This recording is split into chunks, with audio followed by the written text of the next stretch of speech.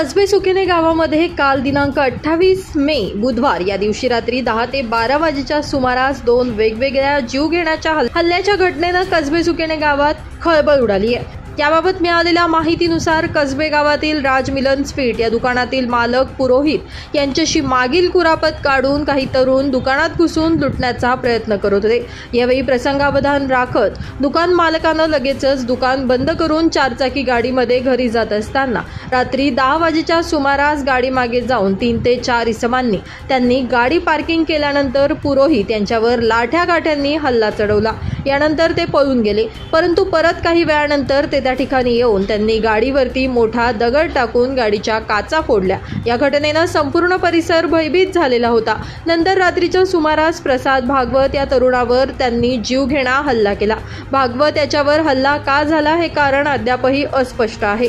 तरी प्रसाद भागवत या तरुणाला मारहाण होत असतानाचे सीसीटीव्ही फुटेज व्हिडिओ व्हायरल होत असून त्याला गंभीर मार लागलाय। यानुसार नागरिकांनी दिलेल्या माहितीनुसार भागवत याला 3 ते 4 तरुणांनी मारहाण करण्यास सुरुवात केली। तो मोठमोठ्याने आवाज देऊ लागला, त्याला कळेनासं झालं। आवाज देऊन मारू नका असा आरडाओरड त्यानं केला। यावेळी परिसरातील काही नागरिकांनी त्या तरुणांना हटकण्याचा प्रयत्न केला, परंतु तुम्हाला सुद्धा मारू असा सज्जड दम त्या तरुणांनी दिला।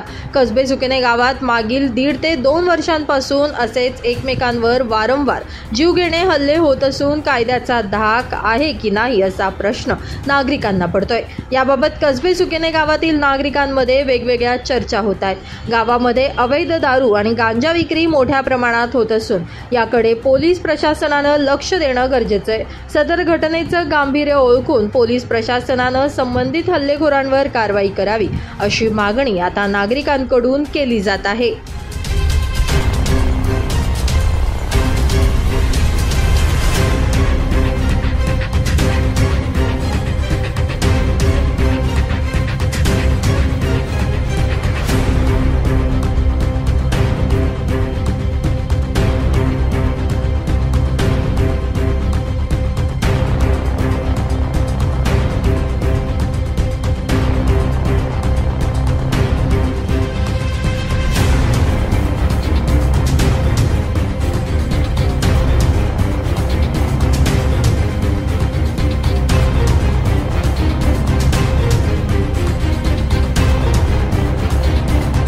ब्युरो रिपोर्ट, नाशिक माझा न्यूज, कसबे सुकेने।